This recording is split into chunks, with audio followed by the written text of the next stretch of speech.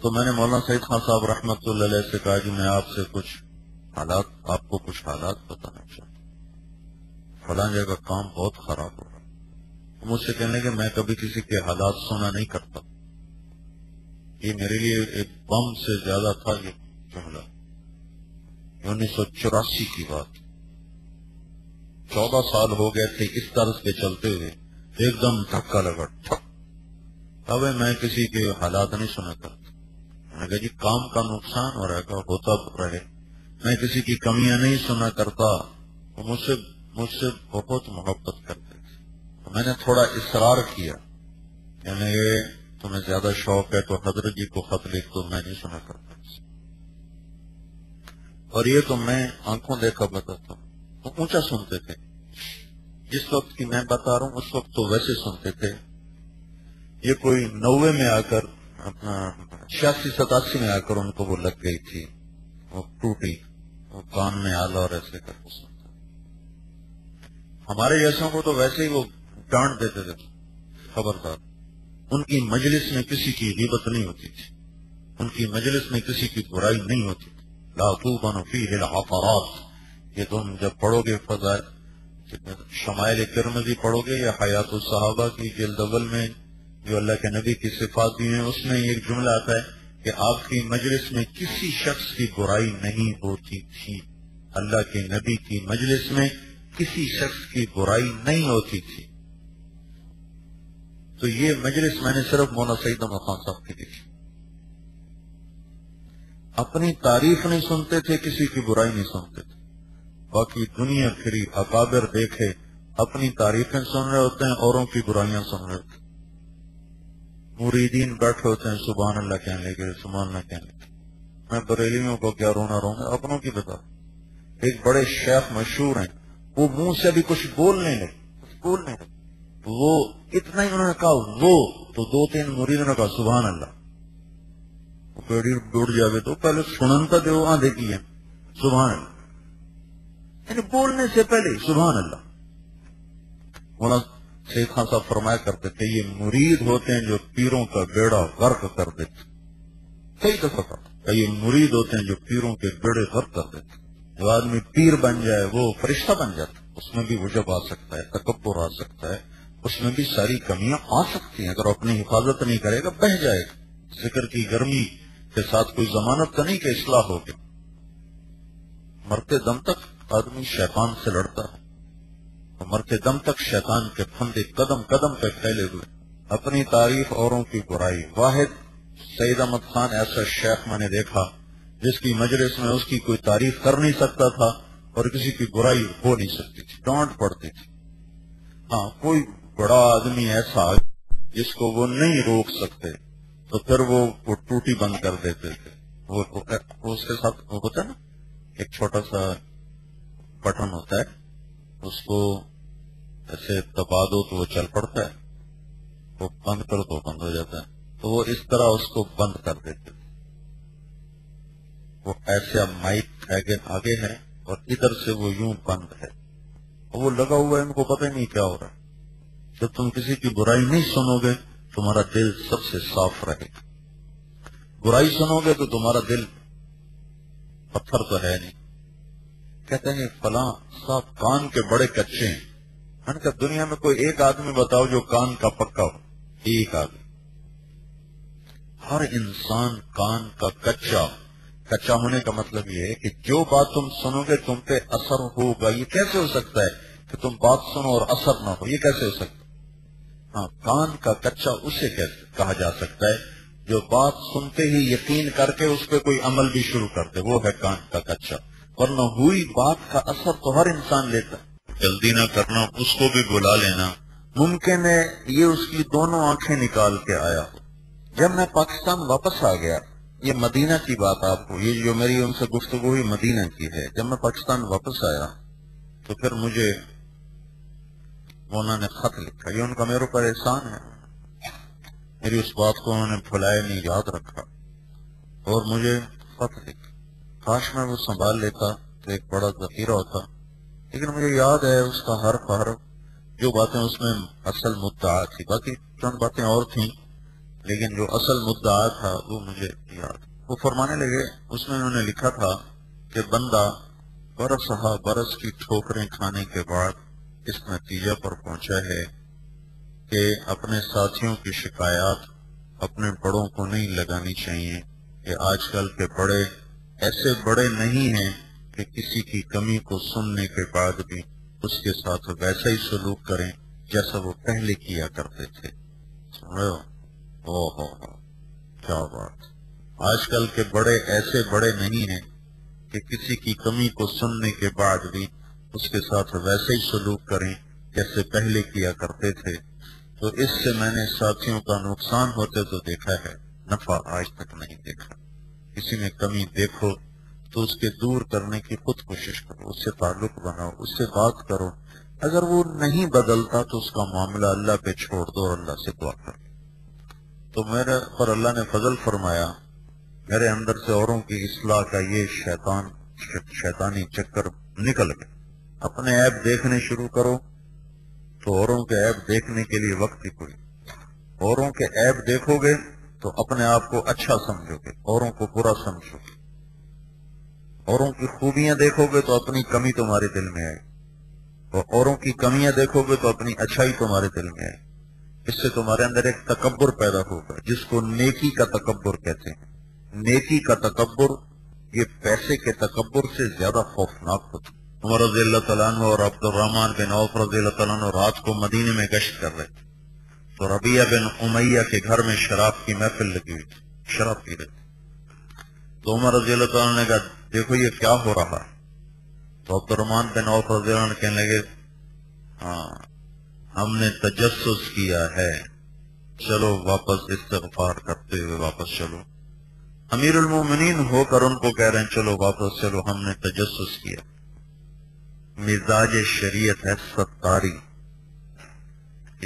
عادی مجرم کی بات نہیں ہو رہی، ایک عام مسلمان کی بات ہو رہی کہ عام مسلمان اس سے گناہ ہو جاتا ہے. عام مسلمان عورت ہو یا مرد ہو اس سے گناہ ہو جاتا ہے. اس کو چھپاؤ، اسے اچھالو نہیں تو اللہ تمہارے ساتھ ستاری کا معاملہ کرے گا آخرت میں بھی دنیا میں. ایک شخص نے سوال کیا اريد ان يسترني ربي يوم القيامة، تو آپ نے استر عیوب اخوانک یسترک ربک یوم القیامہ. یا رسول اللہ میں چاہتا ہوں اللہ میرے عیب چھپا دے آخرت میں. آپ نے کہا تو اوروں کے عیب چھپا، اللہ تیرے عیب چھپا دے گا. تو چونکہ ایک مزاج بن جاتا ہے، میں نے کل بھی کہا تھا سوال جواب اعتراض جواب اعتراض جواب، تو پھر وہ تمہاری عادت بن، تمہارے سارے معاشرے کی عادت. میرا بھی یہی حال ہے، تمہارا بھی یہی حال، ہم سب کا یہی حال ہے. لیکن میں اس پہ شور اس لیے مچا رہا ہوں کہ کہنے والا اگر اس سے خطا ہو بھی جائے تو اس کو یاد آتا ہے میں نے غلط کیا ہے، تو کسی وقت وہ توبہ کر بیٹھتا ہے. نہ سنے نہ سنائے تو اس کو تو خیال بھی نہیں آتا کہ میں نے کوئی جرم کیا. تو میرے عزیزو ستاری کا معاملہ کرو اور لوگوں کی کمیاں چھپایا کرو. درگزر کرنے کی طاقت اپنے اندر پیدا کرو، جھک جانے کی قوت پیدا کرو. کسی میں کوئی صفت دیکھو اس کے لیے دعا کرو کہ اللہ اس کو اور زیادہ دے اور تمہیں بھی معروم نہ کرے. کسی میں کوئی کمی دیکھو تو اس کو چھپاؤ اور اللہ سے دعا کرو یا اللہ اس کی دور کر دے، میری حفاظت فرما.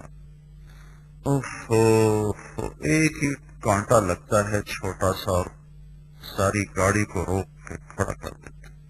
ایک کانٹا لگتا ٹائر میں اور 1 کروڑ کی گاڑی کھڑی ہو جاتی. یہ کانٹے ہیں زندگی کو جو میں تمہیں بتا رہا ہوں روزانہ. یہ دیکھنے بڑے چھوٹے چھوٹے کانٹے ہیں، لیکن اس سے میں تمہیں یقین سے کہہ رہا ہوں کہ اگر یہ ایسے چبھتے رہے تو تمہاری شاہراہ ایمان پر تمہاری گاڑی چل نہ سکے گی، تم اللہ کو پا نہ سکو.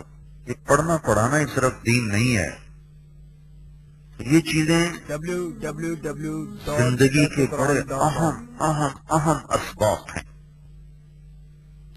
تم بڑی سلامتی والی زندگی گزار سکتے ہو اور اوروں کے لیے سلامتی کا سبب اور ذریعہ بن سکتے. تو ہر آدمی، تو میں قرآن کی آیت سناتا ہوں، سارعوا الى مغفرۃ من ربکم وجنۃ عرضها السماوات والارض اعدت للمتقین.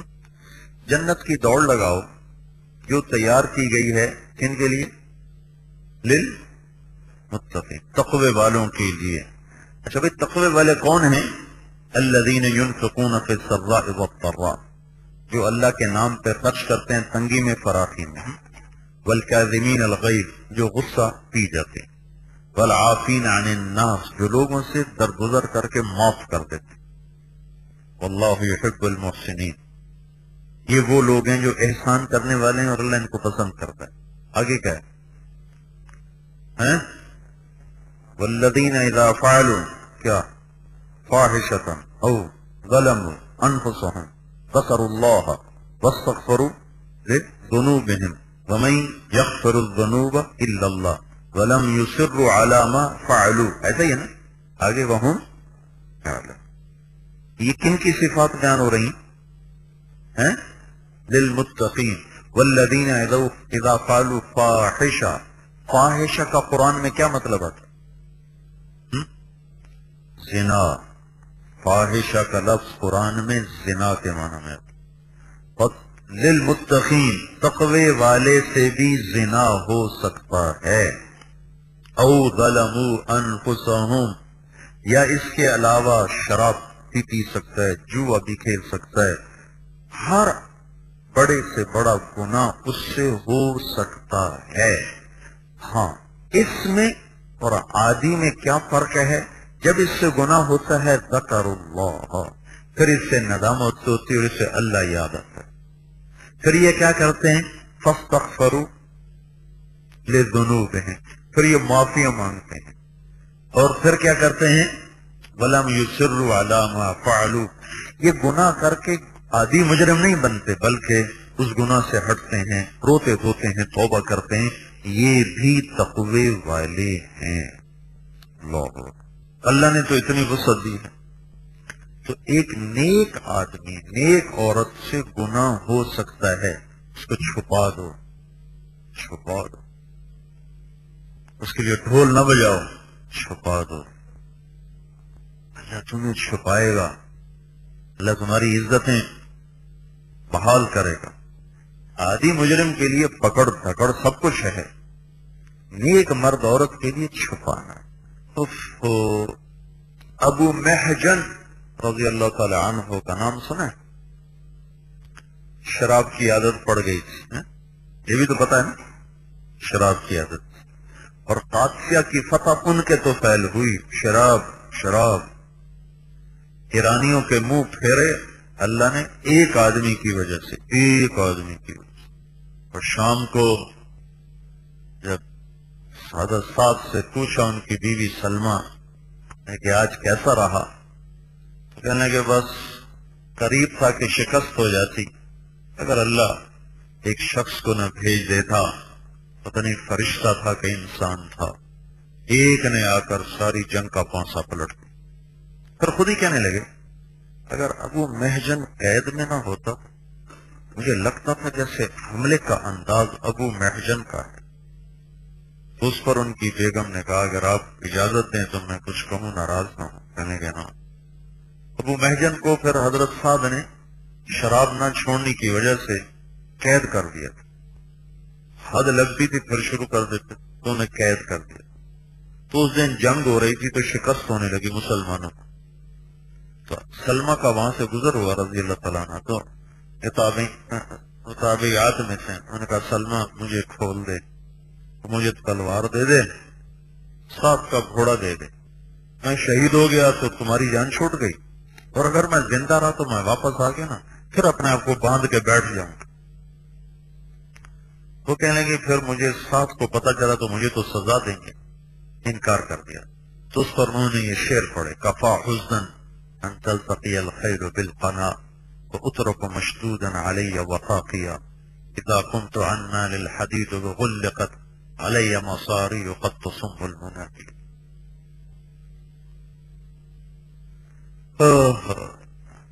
میرے دکھ کے لیے اتنا ہی کافی ہے کہ حق و باطل کی ٹکر ہے اور میں زنجیروں میں جکڑا ہوا اٹھتا ہوں، زنجیر نہیں اٹھنے دیتے، چلتا ہوں، آہنی دروازے ہیں کھلنے کا نام نہیں لیتے۔ تو اس پر جو حضرت سلمہ کو رحم آیا، انہوں نے کھول دی زنجیریں اور ساتھ کا گھوڑا دے دیا تلوار پہ، انہوں نے ایسا اپنا منہ چھپا لیا اور ایک طرف سے جو حملہ کیا، مسلمان یوں پیچھے ہٹتے آ رہے تھے اور اس میں ایسی بجلی بھری ہوئی تھی کہ کبھی ادھر نظر آتا کبھی ادھر، ایک پل میں یہاں دوسرے پل میں وہاں، جہاں ایرانیوں کا زور ہوتا وہاں جا کے حملہ کرتا۔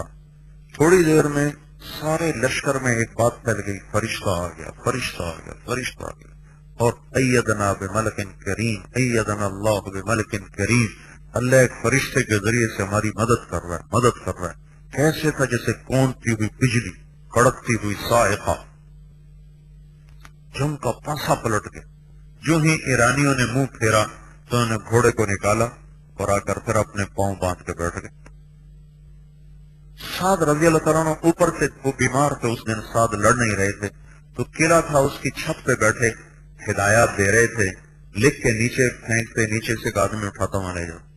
تو انہوں نے بھی دیکھا کہ مسلمانوں کو شکست ہو رہی ہے، پیچھے ہٹ رہے ہیں، تو پھر ایک شخص آتا ہے، وہ ایک طرف سے حملہ کرتا ہے، کبھی ادھر ابھرتا ہے کبھی ادھر ابھرتا ہے، کبھی یہاں چمکتا ہے کبھی وہاں چمکتا ہے۔ کہتے ہیں یہ کون ہے، کیا بلا ہے؟ وہ دل دل میں کہتے ہیں گھوڑا تو میرا لگتا ہے لیکن وہ تو استبل میں ہے۔ پھر کہتے ہیں حملے کا انداز تو ابو محجن کا ہے پر وہ تو قید میں ہے۔ یہ اب سوچ رہے ہیں، شام کو سارے سردار کٹھے ہوتے ہیں سالار، اور پھر آپس میں یہ بات چلتی ہے کہ آج تو اللہ نے فرشتہ بھیجا ورنہ ہم غیر، ایک آدمی بلا جنگ کو پلٹ سکتا ہے؟ اللہ کی غیبی تائید جس کے ساتھ ہو جائے، وہ کون ہے؟ شراب پینے والا۔ تو تم کسی کے عیب کی وجہ سے اس سے برا کہو اور اللہ کی نظر میں وہ اچھا ہو تو تمہارا تو بیڑا غرق ہو گیا۔ تو پھر جب خیمے میں آئے تو حضرت سلمہ نے پوچھا جی آج کیا ہوا؟ تو کہا بس آج تو یہ ہوا۔ تو پھر انہوں نے کہا اگر آپ مجھے معاف کرو تو میں تمہیں بتاؤں، میں آپ کو بتاؤں کا بتاؤ۔ کہا وہ ابو محجن ہی تھا۔ ابو محجن وہ کیسے؟ کہا میں گزر رہی تھی تو اس نے مجھے پکارا اور یہ شعر پڑھے تو بس میرا دل پگھل گیا، میں نے اسے چھوڑ دیا۔ الوسبۃ وسبۃ ابلق والصولۃ صولۃ ابی محجن۔ جب یہ گھوڑے کی جو چھلانگ ہے یہ تو میرے گھوڑے جیسی ہے اور حملے کا انداز یہ ابو محجن جیسا ہے، اور یہ گھوڑا استبل میں، ابو محجن جیل میں۔ اچھا تو ابھی اس کو بلایا تو اس وقت ان کی بیڑیوں کو کھولا۔ اللہ کی قسم آج کے بعد میں تیرے اوپر حد نہیں لگا۔ ایک شرابی کی وجہ سے تم تو کسی کا ایک چھوٹا سا عیب دیکھ لو تو اسے جہنمی بنا کے چھوڑ دے۔